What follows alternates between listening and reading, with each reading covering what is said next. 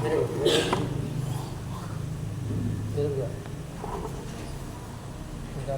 sini.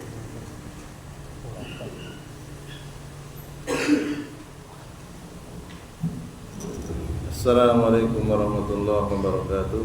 Waalaikumsalam warahmatullahi wabarakatuh. Alhamdulillahi thayyiban mubarakan fi kama yuhibbu rabbuna wa yarda. Ashhadu an la ilaha illallah wahdahu la syarika lah wa ashhadu anna Muhammadan abduhu wa rasuluhu.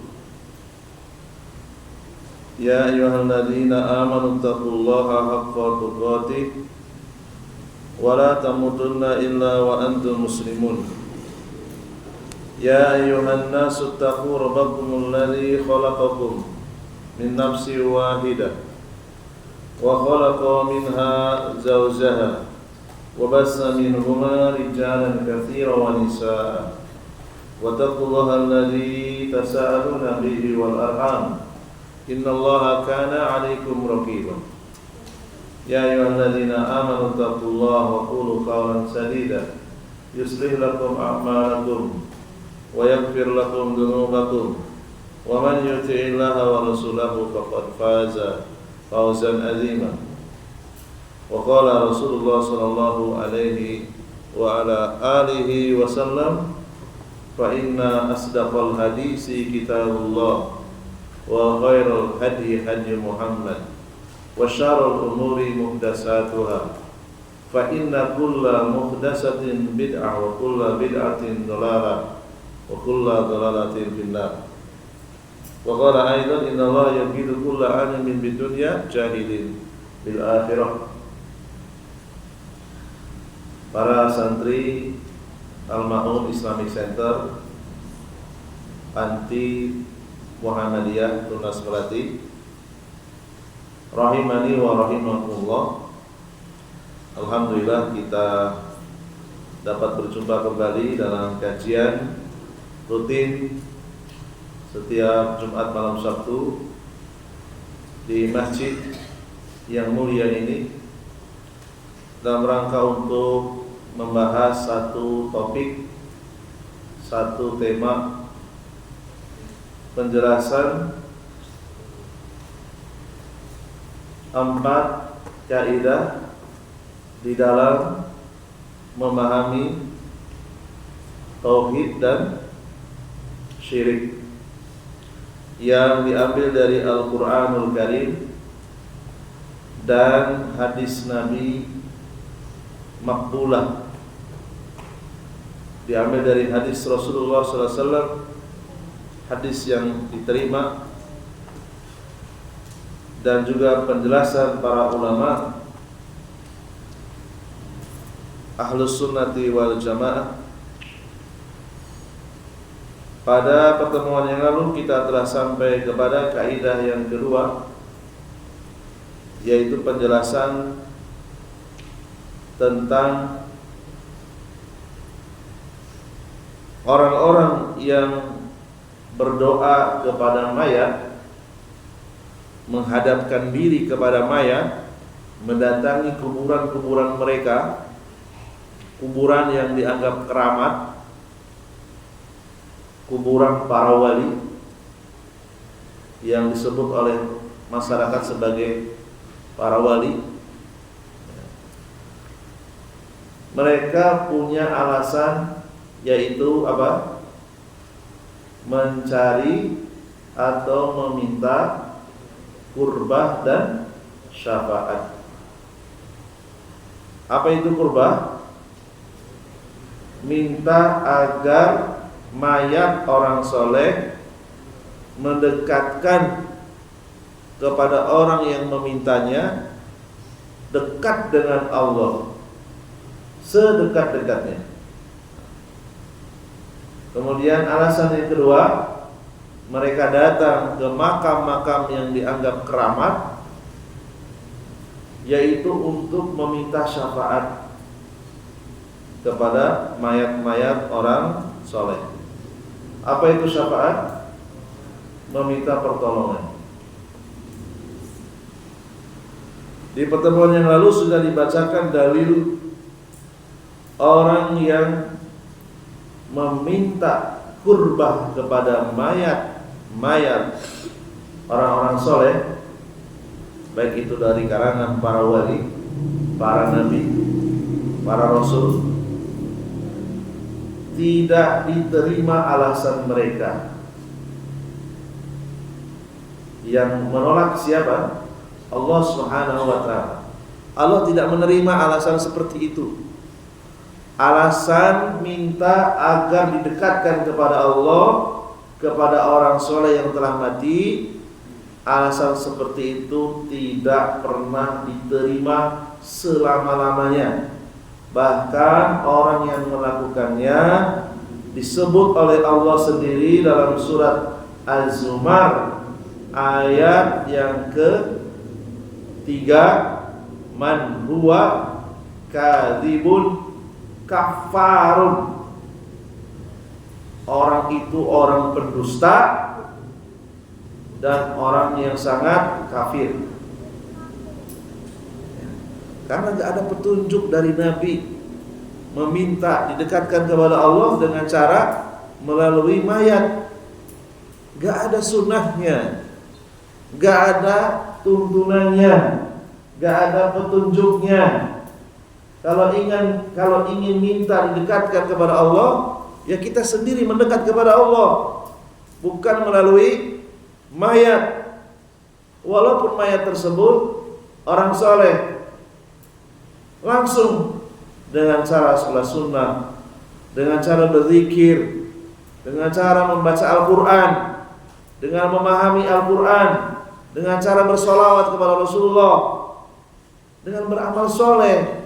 Itu cara mendekatkan diri kepada Allah. Bersedekah, berinfak, mengajarkan ilmu, menuntut ilmu, bukan dengan meminta kepada mayat, bukan dengan mendatangi kuburan yang dianggap keramat.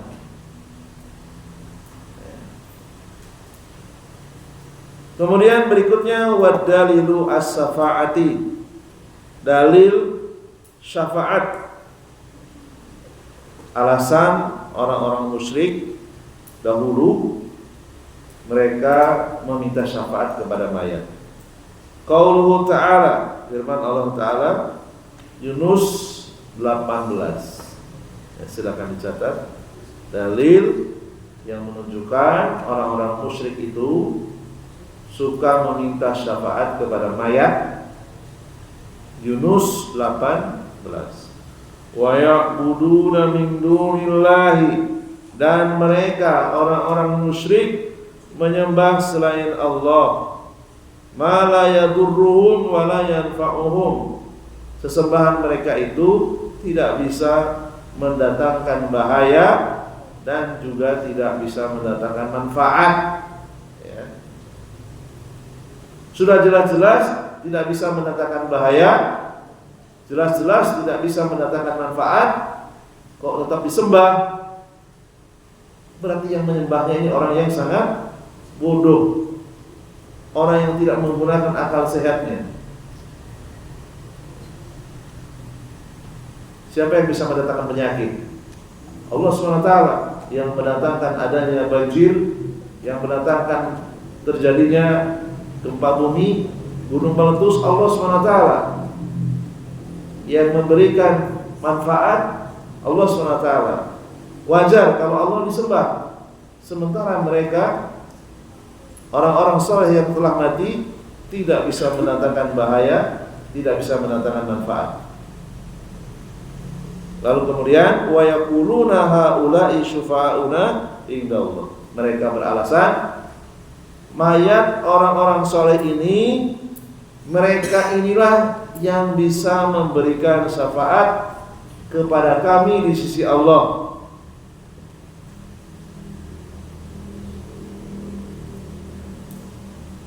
Ini pun tidak bisa diterima oleh Allah SWT.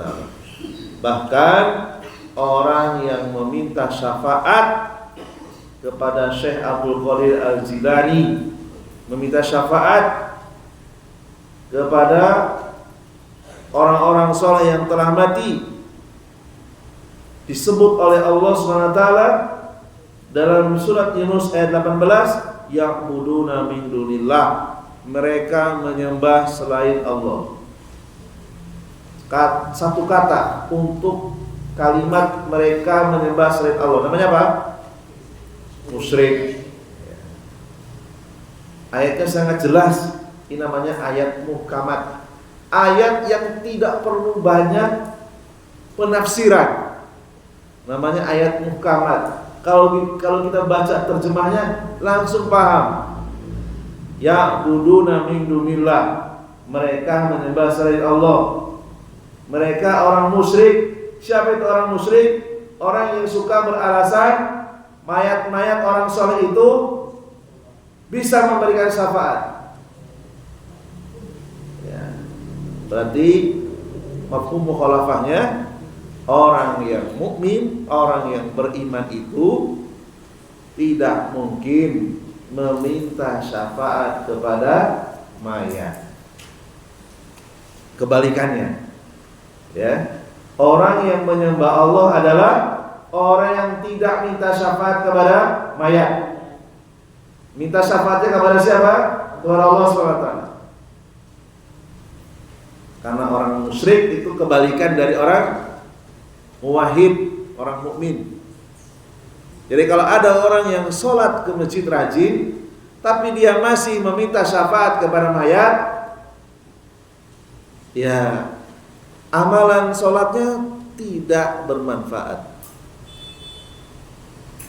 Karena otomatis dengan perbuatan syirik akbarnya sudah membatalkan sholatnya, walaupun dia belum batal wudunya. Pembatal sholat yang paling besar itu bukan buang air kecil, bukan buang air besar. Buang air kecil gampang, tinggal wudu lagi. Buang air besar tinggal dibersihkan tempat keluarnya kotoran, lalu kemudian wudu. Tapi kalau seseorang melakukan perbuatan syirik akbar, meminta syafaat kepada mayat,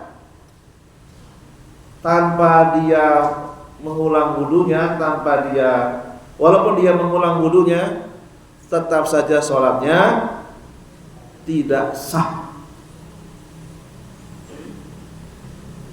Karena dia menyembah selain Allah. Perbuatan syirik itu membatalkan semua ibadahnya, kecuali dia bertobat. Ya, kecuali dia bertobat, amalannya kembali lagi. Tapi kalau dia tidak bertobat, maka batal semua sholatnya. Lebih penting mana? Sholat dengan menjauhi syirik. Lebih penting menjauhi syirik. Bukan berarti kita boleh meninggalkan sholat, tidak. Ya, bukan berarti kita tidak boleh meninggalkan sholat. Sholat itu konsekuensi dari tauhid. Orang yang mengaku bertauhid, maka dia wajib sholat. Tapi orang yang sholat, apakah dia bertauhid? Belum tentu. Dilihat dulu apakah dia suka berbuat syirik atau tidak. Apakah dia masih meminta syafaat kepada mayat atau tidak. Kalau masih, orang tersebut wajib untuk diberitahu. Wajib untuk diberitahu. Walaupun mungkin kita akan dimusuhi. Ya, jadi kita ngerekam seperti ini, kita sebarkan, suatu saat pasti kita dimusuhi. Ya, dimusuhi. Gak terima. Padahal sudah dibacakan ayatnya yang mengatakan orang yang meminta syafaat kepada mayat itu musyrik. Siapa yang mengatakan? Allah Subhanahu wa taala. Kita hanya menyampaikan saja. Wasyafa'atu syafa'atani. Baik, silakan ditulis. Syafaat itu ada dua. Syafa'atun manfiyatun, syafaat yang ditolak, atau syafaat yang haram. Wa syafa'atun musbatatun.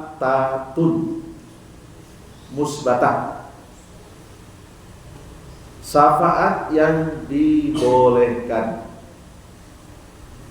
atau syafaat yang halal, syafaat yang diizinkan oleh Allah SWT. Bukan berarti kita anti syafaat, tidak. Inilah pentingnya kita belajar ilmu. Orang yang meminta syafaat kepada mayat, mereka meminta syafaat dengan cara yang salah. Supaya ada alternatif, maka kita menyampaikan syafaat yang diterima yang seperti apa. Dialihkan dari yang buruk kepada yang baik. Diajarkan perbuatan yang syirik supaya ditinggalkan, menuju perbuatan tauhid. Fasyafaatu al-manfiyatu, syafaat yang ditolak, syafaat yang diharamkan adalah, ini penting ya, silakan dicatat. Makana tutlabu min ghairillahi, syafaat yang dimintakan kepada selain Allah. Fima la yaqdiru alaihi, yang tidak mampu memberikannya kecuali Allah saja.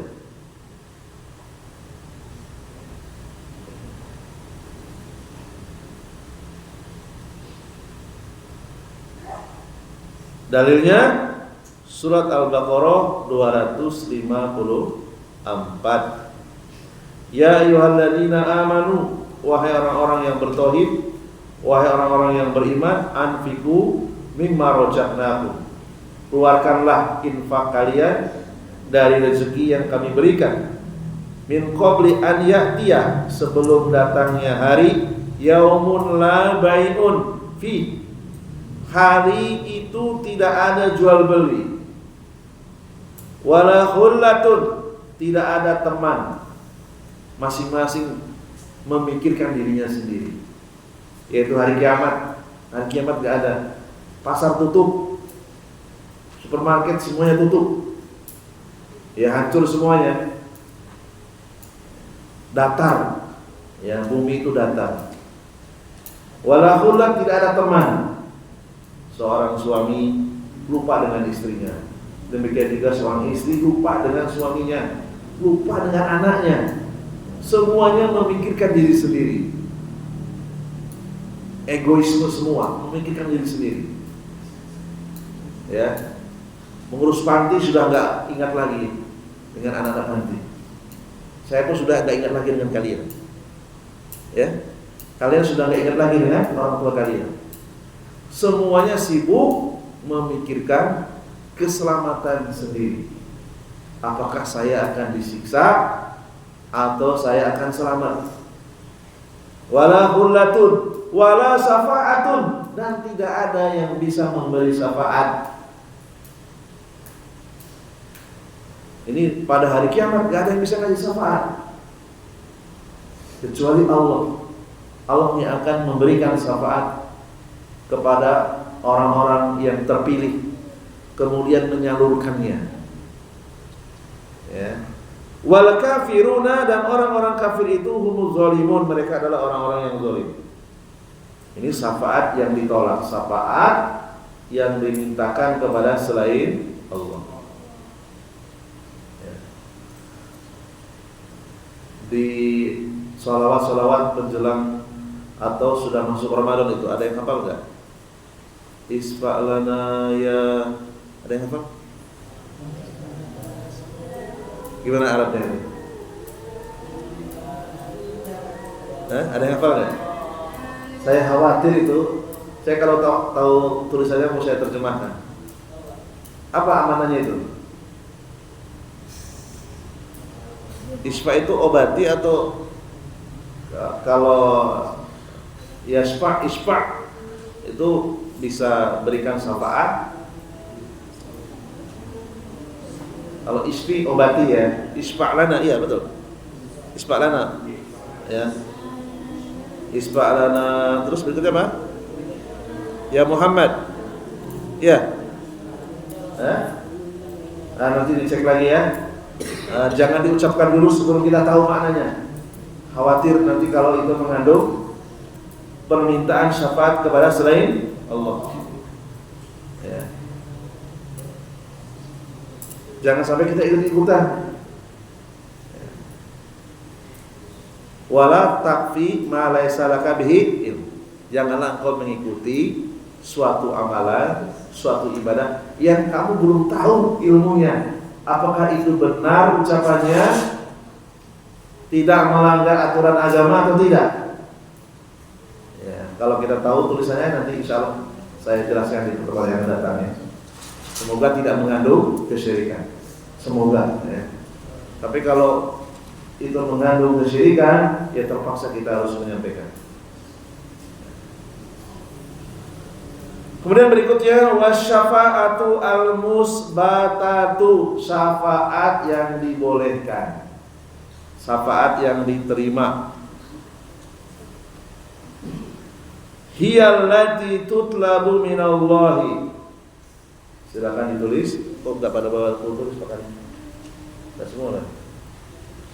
Nanti hilang nanti ilmunya. Syafaat yang dimintakan kepada Allah Subhanahu wa taala. Allah memberikan syafaat kepada orang-orang pilihan. Orang pilihan menyalurkan. Wasyafi'u mukarramun bisafaati.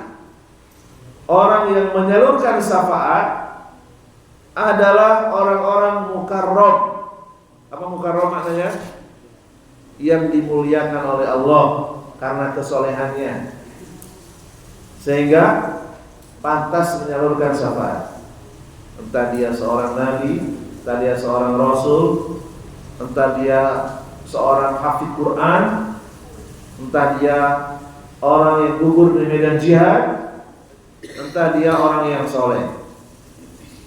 Wal masfu'u lahu, dan orang yang menerima syafaat, orang yang diberikan syafaat, man radhiyallahu, orang yang diridhoi oleh Allah. Itulah orang yang berhak mendapatkan syafaat. Apanya yang diridhoi? Qaulahu, ucapannya tidak mengandung kesyirikan. Wa amalahu, amalannya tidak mengandung kesyirikan. Ba'dal idni, setelah mendapatkan izin, dia berhak mendapatkan syafaat. Jadi dicatat ya, syarat syafaat itu diterima, satu, tulis. Memintanya kepada Allah, dua. Yang menyalurkan syafaat orang yang dimuliakan oleh Allah. Orang yang dimuliakan gak mungkin orang musyrik, pasti orang muwahhid. Ya, syarat yang kedua apa tadi? Orang yang menyalurkan syafaat adalah orang yang dimuliakan oleh Allah. Siapa? Semua orang-orang soleh. Bahkan tempat duduk kita sekarang ini, orang yang masuk surga duluan, dia bisa memberikan syafaat kepada temannya yang masih dipanggang di neraka, atas izin Allah. Jadi syarat pertama apa tadi? Meminta kepada Allah. Yang kedua, yang menyalurkan syafaat orang yang dimuliakan Allah. Yang ketiga, yang menerima syafaat orang yang diridhoi oleh Allah. Ya, syarat yang keberapa? Ketiga, orang yang menerima syafaat orang yang diridhoi oleh Allah. Apanya yang diridhoi? Ucapan dan amalannya. Ya, ucapan dan amalannya. Ucapan, amalan lisan. Diridhoi oleh Allah SWT ucapannya, tidak mengandung kesyirikan. Contoh kesyirikan yang sering terjadi di masyarakat. Misalnya, kita punya harta di rumah. Rumah nggak dikunci. Ada maling mau masuk. Lalu kemudian tetangga curiga itu ada maling mau masuk rumah. Tetangga kita datang ke rumah kita agar maling tersebut menyangka rumah itu ada tuan rumahnya. Lalu kita pulang, ceritakan oleh tetangga kita, nah di rumah bapak itu hampir-hampir kemasukan maling.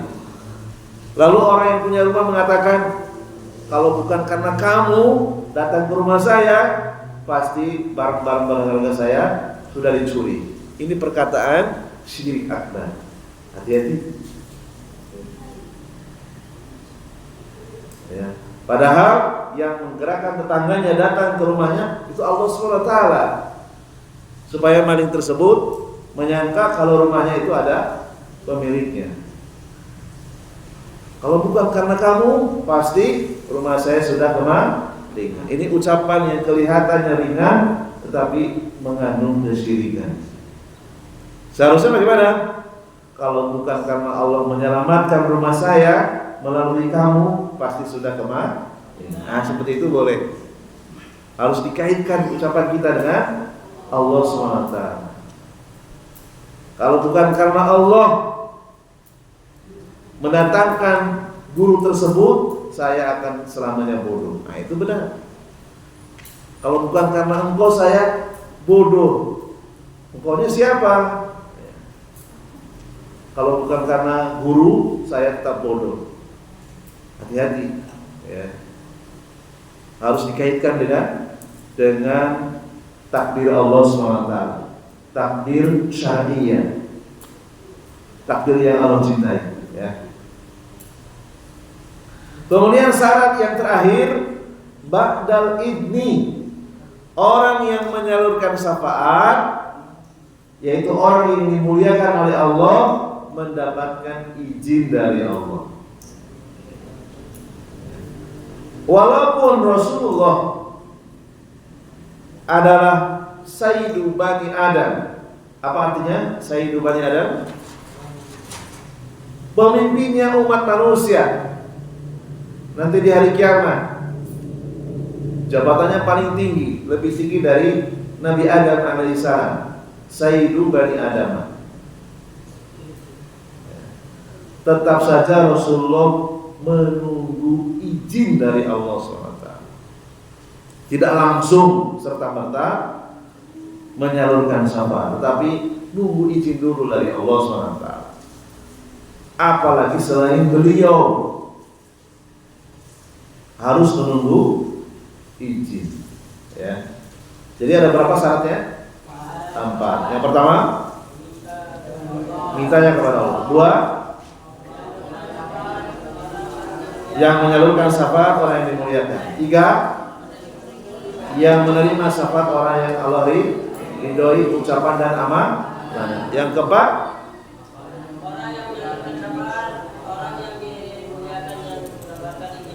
itu yang keberapa itu?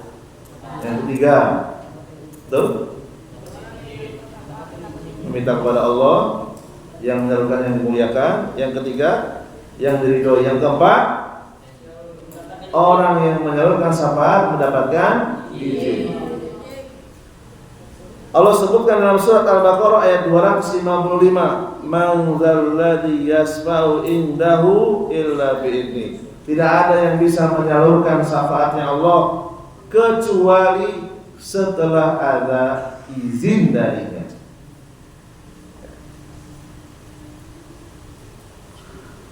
Syarhu Samahati Syekh Ibn Baz rahimahullah ta'ala. Penjelasan dari Syekh Ibn Baz, yakni ma qasadna annahum yakhluquna aw yarzuquna aw yudabbiruna al-umura aw yuhyuna al-mauta la ma qasadna hadza nahnu na'rifu anna hadza kulluhu lillah azza wa jalla walakin qasadnahum liyashfa'u lana liyuqarribuna ila Allahi zulfa li'annahum ahsanu minna fahum ashabud dinin walahum ta'atun wa a'malun sholihatun. Orang-orang musyrik ketika didakwahi oleh Rasulullah SAW, baik itu dari keluarganya sendiri ataupun dari para tetangganya ataupun penduduk pendatang yang menetap di Mekah. Jadi Mekah itu dulu pusat peradaban. Orang-orang Quraisy beranak pinak, berkobilah-kobilah, Bani Hashim, Bani Adnan, Bani Abdul Manaf, Bani Makhzum, Bani dan seterusnya banyak sekali. Demikian juga orang-orang pendatang datang ke Mekah, menetap di Mekah. Ya. Ketika mereka punya kebiasaan meminta syafaat kepada mayat, meminta kurbah kepada mayat, orang-orang musyrik mereka mengatakan di hadapan Rasulullah, kami tidak meyakini mayat-mayat ini bisa menciptakan. Kami tidak meyakini mayat-mayat ini memberi rezeki. Kami tidak pernah meyakini mayat-mayat ini mengatur alam semesta. Kami juga tidak pernah meyakini mayat-mayat ini bisa menghidupkan. Tidak, kami tidak pernah meyakini seperti itu. Kami tahu bahwa mayat-mayat ini adalah milik Allah. Akan tetapi kami meyakini mereka itu bisa memberikan syafaat kepada kami, bisa memberikan kurbah, bisa mendekatkan kami kepada Allah sedekat-dekatnya. Karena mereka itu ketika hidupnya ahsanu minna, orang-orang yang lebih soleh dari kami, orang-orang yang lebih tekun ibadahnya dari kami. Mereka itu tokoh-tokoh agama, ketika hidupnya terkenal dengan ketaatannya. Orang yang dikenal amal solehnya, itulah alasan kami meminta syafaat kepada mereka walaupun mereka sudah wafat. Itulah alasan kami meminta kurbah kepada mereka, agar Allah mendekatkan kami kepada Allah sedekat-dekat. Alasan ini ditolak oleh Allah Subhanahu wa taala. Allah abadikan dalam surat apa tadi? Ya, Al-Baqarah 254, 255, Yunus 18, Az-Zumar ayat yang ketiga. Ya. Jadi ayat-ayat ini adalah ayat-ayat obat bagi orang-orang yang masih kecanduan suka mengkeramatkan kuburan. Ya. Walihada na'buduhum, karena mereka inilah selama hidupnya mereka itu lebih soleh dari kami, lebih taat dari kami. Kami menyembah mereka, wa nad'uhum, kami memanggil mereka, berdoa kepada mereka, wa nastaghiitsu bihim, kami beristighosah kepada mereka. Apa istighosah? Minta tolong dalam kondisi terdesak. Namanya istighosah. Liqarribuna ila Allah, kami meyakini mayat-mayat orang soleh ini bisa mendekatkan kami kepada Allah. Wal yasfa'u lana, mayat-mayat orang soleh ini bisa memberikan syafaat kepada kami. Li'annahum khairun minna, karena mereka itu manusia-manusia yang lebih baik dari kami. Wa aujahun minna, mereka itu adalah orang-orang yang lebih mulia dari kami. alasan seperti ini tetap juga ditolak. Ya, dalam perkara syirik itu tidak boleh basa-basi. Tegas dan jelas. Tidak boleh banyak basa-basi. Ya. Nanti kalau terlalu banyak basa-basi, bias nanti, samar, bingung nanti orang. Jelaskan apa adanya. Ya. Kama qala jalla wa ala anhum fi surati Tanjil Zumar. Walladzina tahudu min duni awliya ma na'buduhum illa liyuqarribuna ila Allahi zulfa. Yakni annahum yaquluna ma na'buduhum, yakni al-anbiya'a. Orang-orang soleh yang mereka minta setelah mereka wafat, yaitu meminta kurban. Siapa mereka? Al-anbiya. Apa arti al-anbiya? Para nabi. Was-solihina, orang-orang soleh. Illa liyuqarribuna hum ila Allahi zulfa. Yakni ma abadnahum li'annahum yahlukuna aw yarzukuna, la abadnahum li'annahum yuqarribuna ila Allah. Qala ta'ala innallaha yahkumu bainahum fima hum fihi yakhtalifun. Innallaha la yahdi man huwa kadzibun kafar. Sesungguhnya Allah tidak akan memberikan hidayah, Allah tidak akan memberikan petunjuk kepada orang yang masih ngeyel, kepada orang yang tidak mau bertobat dari meminta kurbah kepada mayat. Ya sudah, karena nggak mau mengucapkan syahadat, tidak mau meninggalkan kesyirikan, itu sudah pilihannya. Kita tidak bisa memaksa dengan kekerasan. Ya. Jadi Rasulullah dulu di awal-awal beliau berdakwah, beliau hanya menyampaikan dakwah terang benderang, tidak ada kesamaran. Orang itu mau terima atau tidak, itu pilihan dia. Sebagian ada yang menerima, sebagian ada yang memusuhi. Ya. Rasulullah ketika beliau tetap menjadi orang yang soleh, tidak ada yang memusuhi. Kapan beliau mulai dimusuhi? Ketika beliau berdakwah. Kita jadi orang soleh di tengah-tengah orang musyrik, insya Allah tidak akan diganggu. Kita tetap sholat, kita tetap menjauhi syirik, kita menyembah Allah, tidak menyembah selain Allah, tidak akan dimusuhi. Tapi kalau sudah mendakwakan, sudah mengajak, pasti dimusuhi. Ya. Jadi kalau sekedar soleh saja itu masih aman. Tapi kalau sudah soleh, solihun dan musli, musli itu maknanya memperbaiki. Memperbaiki maknanya mendakwahi, baru dimusuhi.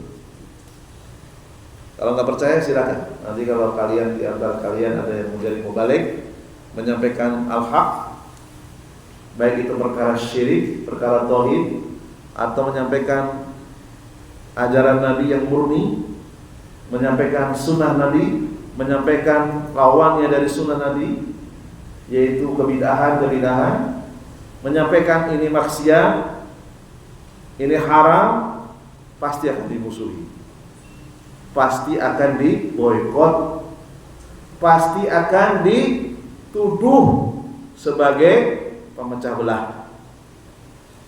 Dan saya sudah merasakannya itu. Ya, sudah merasakannya. Jadi jadwal-jadwal kajian saya itu nggak boleh di-share di grup-grup yang mengaku ahlu sunnah, mengaku salafi di Pontianak. Kenapa? Karena saya berani mengatakan, berhentilah kalian dari berbuat maling. Tahu maling?